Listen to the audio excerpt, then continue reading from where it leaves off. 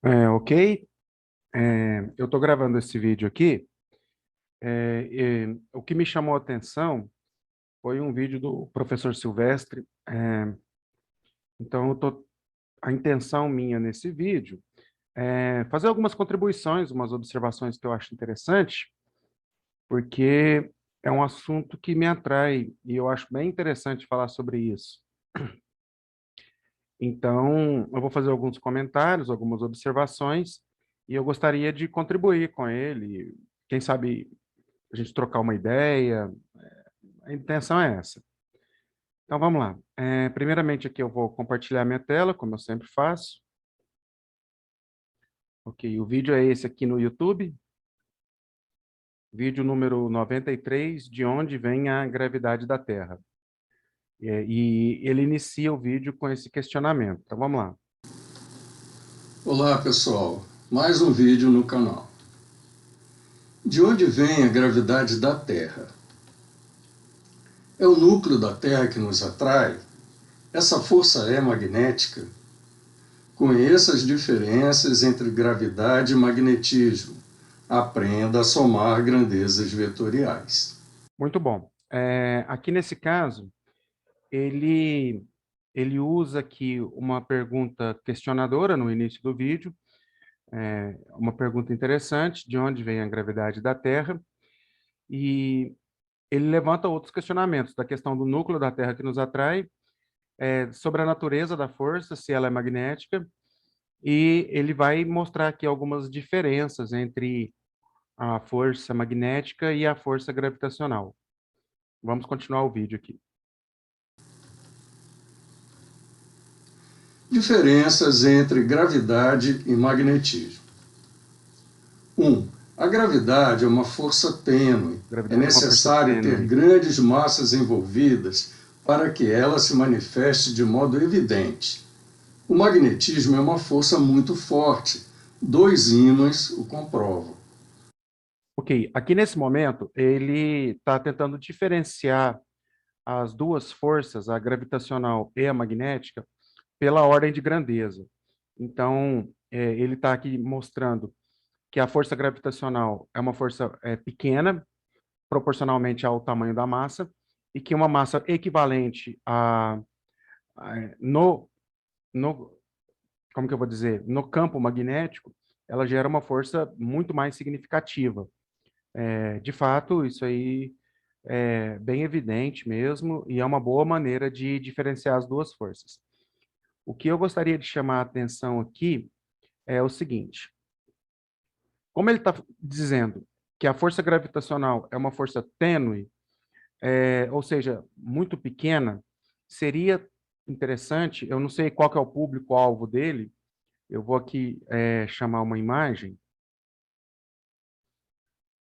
Seria interessante, nesse caso, ele dizer que essas forças podem ser verificadas com um instrumento chamado balança de torção. A balança de torção é usada também para as outras forças, as três forças de campo, né, a gravitacional, a elétrica e a magnética. A magnética não precisa muito, porque ela é bem forte. Mas a balança de torção é um bom instrumento para verificar essa força. Então, eu coloquei aqui duas imagens de balança de torção. A primeira, que foi feita, um projetinho aqui da primeira balança de torção, e uma balança de torção aí comercial, onde basicamente o princípio de funcionamento é muito simples. Você tem aqui um fio, eu vou colocar aqui, vou destacar aqui o fio com essa linha. Deixa eu colocar uma cor vermelha, destaca um pouco mais. Então você tem aqui um fio, você coloca nesse fio, né, duas esferas e aproxima uma terceira esfera, e pelo ângulo de torção da balança você pode calcular a força. Na verdade, esse aqui foi o primeiro instrumento que foi usado para medir a constante gravitacional G. Então, essa aqui é uma observação que eu tenho para fazer em relação a dizer que a força é muito tênue. Ok, mas eu acho que poderia ter enriquecido um pouquinho, colocar a questão da balança de torção. Com a relação à força magnética, essa força magnética também é interessante. Se eu tiver um exemplo de dois ímãs, Deixa eu ver se eu separei uma imagem aqui. Se eu tiver o exemplo de dois ímãs, essa força vai aparecer bem destacada mesmo, bem chamativa. Deixa eu jogar aqui no Google aqui. Força magnética entre dois ímãs. Então, você pode ter aqui algumas imagens. E outra diferença muito importante também entre essas forças é que no caso da magnética, você tem força de atração e repulsão, dependendo dos polos. E na magnética, na gravitacional, você tem apenas uma força de atração. E uma outra coisa bem interessante em relação à força magnética é que quando você submete uma carga dentro de um campo magnético com uma velocidade v qualquer, a força magnética ela surge perpendicular ao campo magnético. Então, aqui tem uns desenhinhos, aqui umas figuras que dá para verificar isso. Regra da mão direita, todas aquelas questões. E onde que eu quero chegar?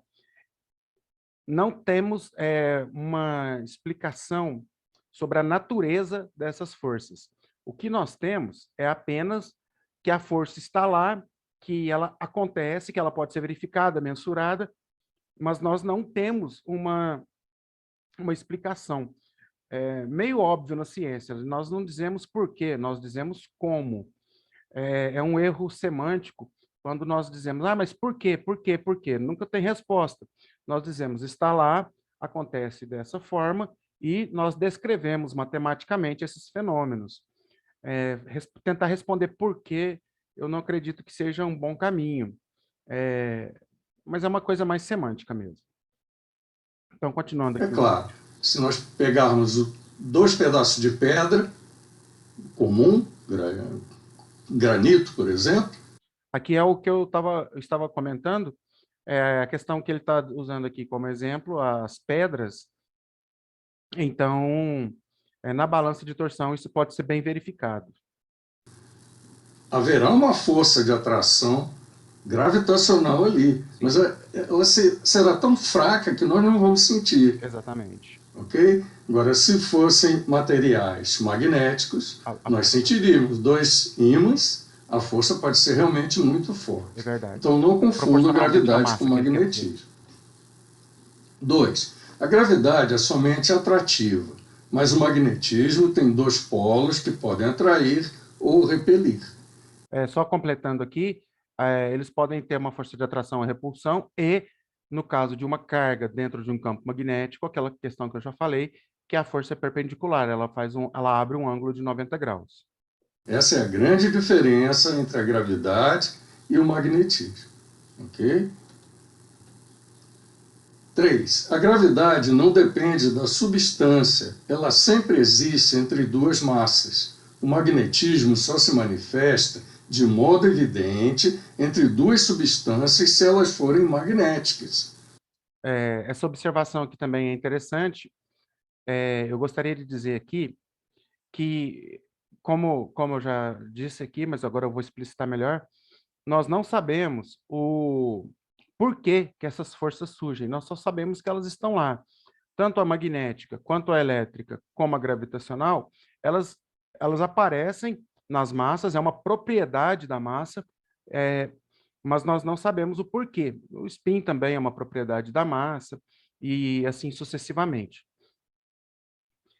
Quando ele diz que a força magnética só aparecem de forma substancial em dois corpos magnéticos, são corpos ferromagnéticos, quem quiser aí dar uma pesquisada em como que são feitos os ímãs e por aí vai.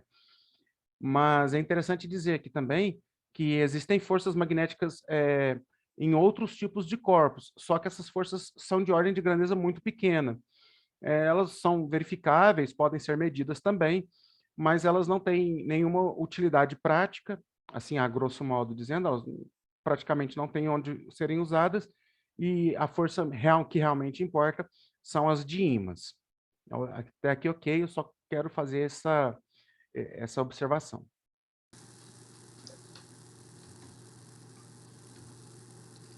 tipos diferentes de grandeza. Aqui agora ele vai entrar em questões de grandezas escalares e vetoriais e vai fazer uma demonstração de vetores. Essa parte de demonstração de vetores é só matemática, então eu vou saltar essa parte. Aqui ele está demonstrando vetores, soma vetorial, aquelas regrinhas do paralelogramo. Aqui é bem legal também, só que eu queria trabalhar mais com a questão física. Então eu vou continuar. Então aqui deixei uma explicação sobre vetores, que é muito simples. Não Legal, custa a ele gente demonstrado adquirir esse bem conhecimento, legal. não é? Então vamos ao que interessa, vamos à Terra. Agora que é a parte interessante aqui. A gravidade da Terra. Vamos colocar aqui a Terra. Aqui ele faz uma observação bem interessante, porque ele está mostrando aqui o corpo planeta Terra e está fazendo uma simplificação. Por quê? Porque a força gravitacional ela surge paralela às linhas do campo gravitacional. Então, o que acontece? Essas forças elas estão paralelas, ou podem ser dessa forma aqui, ou paralelas, eu digo, uma linha é o campo gravitacional, outra linha é a força gravitacional. São duas grandezas diferentes, ambas vetoriais, só que eu estou querendo dizer que elas são paralelas. Ou eu posso ter a força vetorial do campo gravitacional para um lado e a força gravitacional para o outro lado. Então, ele usa essa simplificação aqui para fazer conta, ou para fazer a demonstração vetorial, bem interessante também. No centro dela. Aqui não importa onde estão os polos, o Equador, nada disso importa. Aqui nos interessa apenas imaginar uma Terra esférica com uma densidade uniforme, a mesma densidade em todo o corpo interior dela. Okay. É uma simplificação que vai nos ajudar a entender o que é o peso da pessoa, o peso de um objeto. Ok. Essa simplificação é igual a piada do frango no vácuo, né? Quem conhece a piada do frango no vácuo aí vai entender. Mas na física é desse jeito mesmo. Nós sempre procuramos formas geométricas mais aproximadas dos sólidos geométricos do Platão para termos de simplificação matemática. Só que eu gostaria aqui de reforçar aqui uma coisa interessante, é que se eu tiver aqui um corpo não geométrico, lá na física, a gente costuma dizer uma batata, um corpo qualquer, essa força gravitacional, ela pode, deixa eu mostrar aqui, o campo gravitacional, ele pode ficar uma coisa assim, ó, para cá, para cá, para cá, para cá, aqui vai fazer uma teoria de ponta aqui, nessa ponta, aqui também vai dar uma outra ponta. Então, vai ficar uma coisa praticamente impossível de ser calculado no papel, no dedo. Então, essa simplificação que ele faz aqui é muito interessante e é o que acontece na maioria dos corpos. Então, está tudo ok. Tá? Então, vamos lá. Vamos dividir a Terra por uma reta aqui, vertical na figura, e vamos pensar no seguinte. Nós podemos dividir a Terra numa quantidade imensa de pequenos cubos de 1 centímetro de lado, por exemplo. Então, a Terra tem uma quantidade imensa de centímetros cúbicos. Nós vamos trabalhar com cada... O que ele está fazendo aqui agora é fazendo cálculos infinitesimais pontuais do campo gravitacional. Então, ele vai pegar um ponto específico do campo gravitacional, vai fazer uma simetria aqui, um jogo simétrico, que é possível devido ao formato do corpo. E até aqui, ok. Ele vai mostrar aqui uma soma vetorial, onde a resultante vai ser uma força apontada para o centro da Terra. Ok. Cubinho desse e com o simétrico dele em relação a essa reta vertical da figura. Por exemplo, o cubinho A tem o cubinho A', que é o correspondente a ele. É o simétrico dele em relação a essa reta aí, que é como se fosse um espelho, né? Como se a linha fosse um cubinho, imagem do cubinho A. Vamos lá para o B, por exemplo. O B tem o B', ali está, é como se fosse a imagem. Como eu disse, o que ele está fazendo aqui agora é aproveitando a simetria do corpo que ele escolheu. Agora ele vai fazer a soma vetorial. Né? Então, esses pares simétricos é que vão nos ajudar a entender a gravidade da Terra. C tem C' como seu companheiro lá. Ok? Então, nós vamos trabalhar com esses pares. Então, vamos começar aqui. Olha só. Vamos colocar um objeto ali fora da Terra. Esse objeto fora da Terra aqui é um outro corpo, proporcionalmente muito inferior à Terra, certo? É um corpo bem menor do que a Terra, massivamente falando. E agora ele vai fazer a soma vetorial. Mas é outra coisa importante aqui também que eu verifiquei, que seria necessário, não sei, professor, talvez explicitar um pouco mais, é que esse corpo é muito menor do que o da Terra. Eu acho isso importante também, deixar bem claro isso aí. Vamos ver qual é a influência que cada cubinho tem sobre aquele objeto. Por exemplo, vamos começar com esse cubinho aqui do lado esquerdo da reta. Tá? A força que ele exerce sobre a bola vermelha está nessa reta aqui, que liga os dois objetos. E essa força parte ali do objeto em direção ao cubinho, porque é o cubinho que está atraindo. A força então ali está o vetor que corresponde à força que o cubinho faz na bola vermelha. É claro que essa força é muito pequena, extremamente pequena. Isso ele já tinha antecipado no início do vídeo, que foi a observação que eu fiz da balança de torção. Ok, a força é pequena, mas ela surge, ela aparece, ela está lá. Mas não é zero. Tá? Aqui é lógico que eu usei uma escala muito grande para que a gente possa ver o vetor.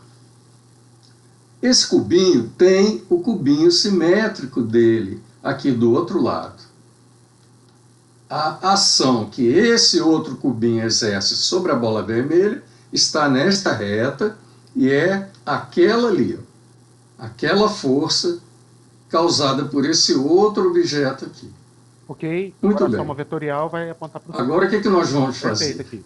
Vamos estudar qual é o efeito conjunto dos dois cubinhos simétricos. Quando ele diz efeito conjunto, é soma vetorial. Ok. Nós vamos somar aqueles dois vetores. Nós já sabemos fazer. É aquele caso do losango, né? Nós temos ali uma paralela numa extremidade, ou paralela na outra extremidade.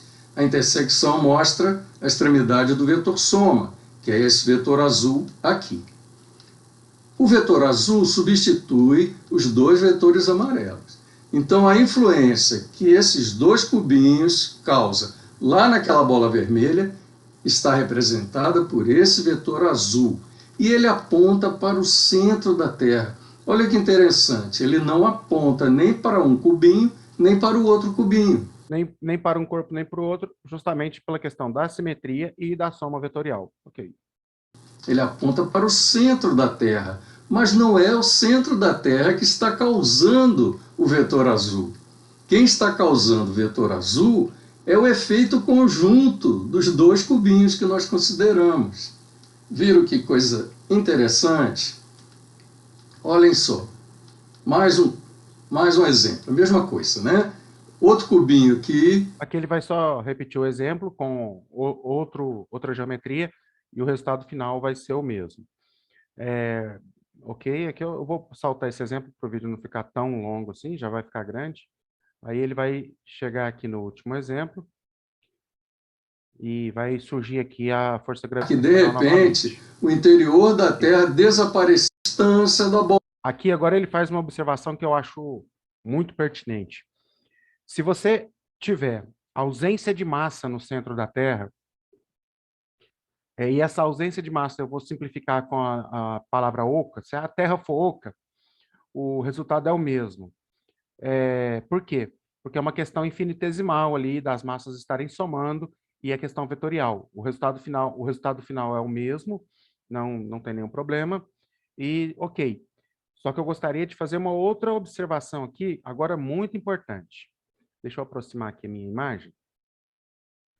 Se nós tivermos aqui, o caso da Terra oca, espera um pouquinho. Se nós tivermos aqui o caso da Terra oca, o que vai acontecer? Eu tenho um corpo no centro da Terra e a Terra é oca, certo? Então, eu estou representando aqui. A força gravitacional, ela vai surgir radial novamente e para fora. Ao contrário, porque o que acontece? Aquele primeiro corpo que ele pegou, que está fora da Terra, agora eu estou colocando ele no interior da Terra. Então, eu estou colocando ele no centro. Estou representando por essa figura aqui. Ok? Então, o que acontece? Se eu tiver um corpo no centro da Terra oca, que eu estou dizendo, o que vai acontecer? Massa vai atrair massa, que é o princípio, a teoria mais aceita em relação ao campo gravitacional. Massa vai atrair massa. Pela soma vetorial, no centro da Terra, a força gravitacional é zero. Por quê? Porque por simetria, essa força vai anular com essa. Opa, deixa eu melhorar aqui um pouquinho meu lápis. Essa força vai anular com essa força vai anular com essa aqui vai anular com essa outra aqui, essa aqui vai anular com essa outra aqui.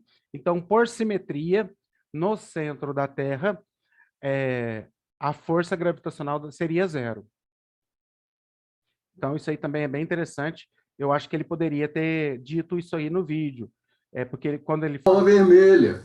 Quando ele fala aqui do centro oco, ele continua usando o exemplo do corpo fora da Terra para mostrar a força gravitacional e a força-peso, mas como ele fala Terra oca, eu lembro que o professor Tadeu, se eu não estou enganado, ele ressaltava essa questão de, no centro da Terra, a força resultante ser igual a zero.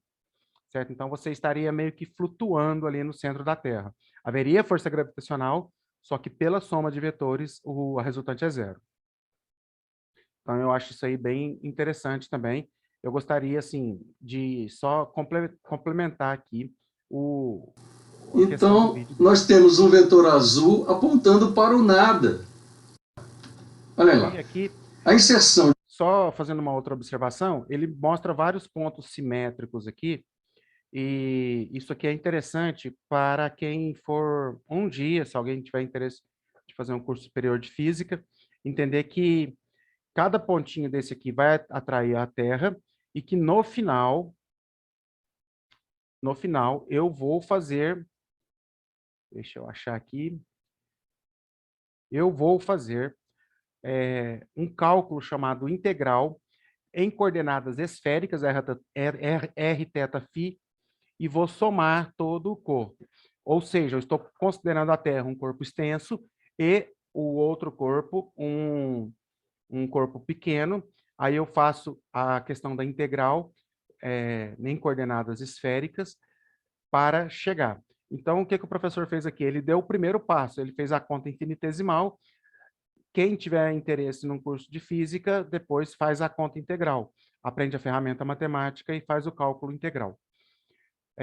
Uma outra observação importante que eu gostaria de dizer aqui, professor, eu não sei quem vai assistir esse vídeo, então eu estou inicialmente me dirigindo ao senhor, mas qualquer pessoa, o vídeo vai ser público, qualquer pessoa vai poder assistir.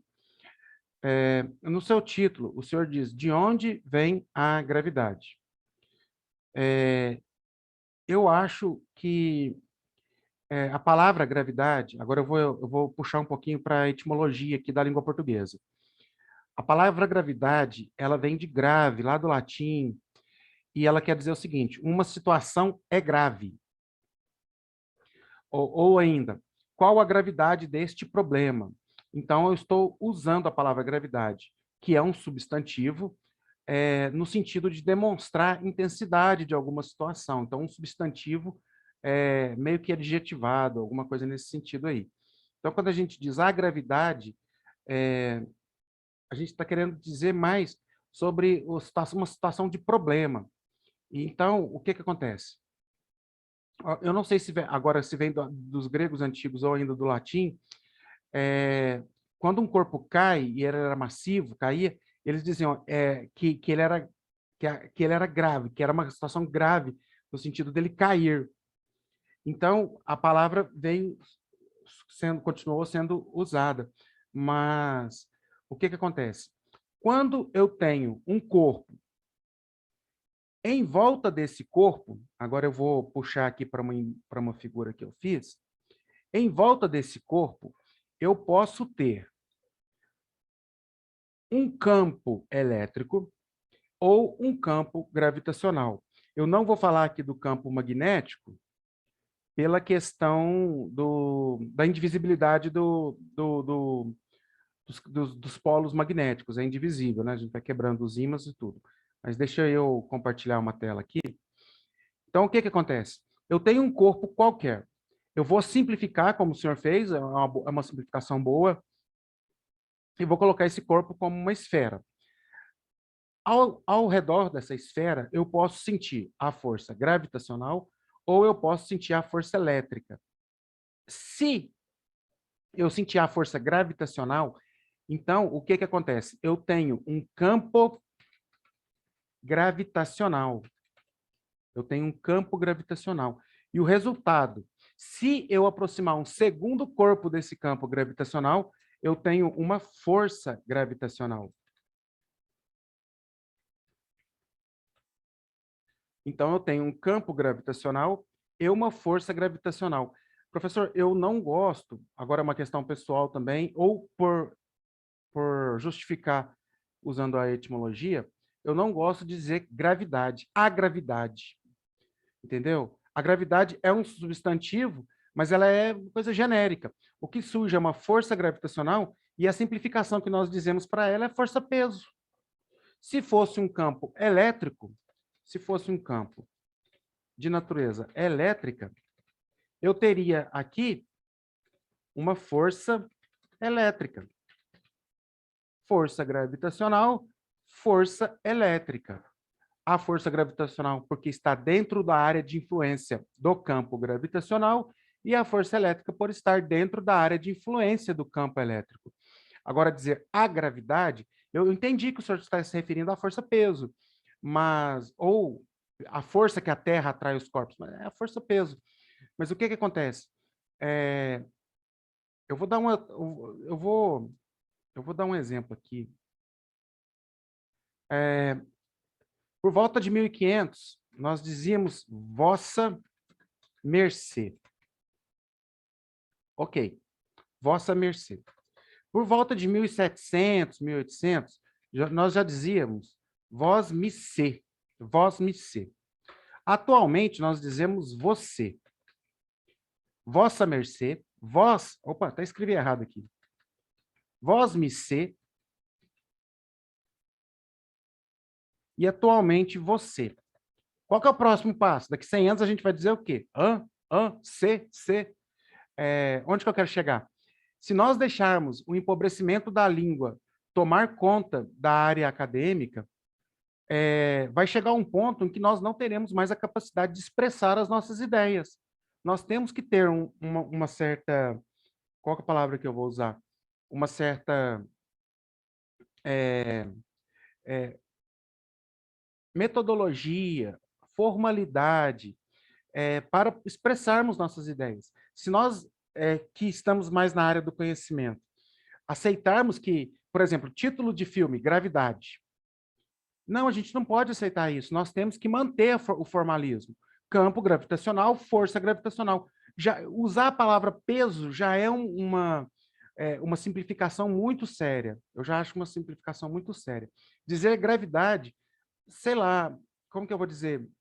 É uma simplificação que não fica legal na língua portuguesa.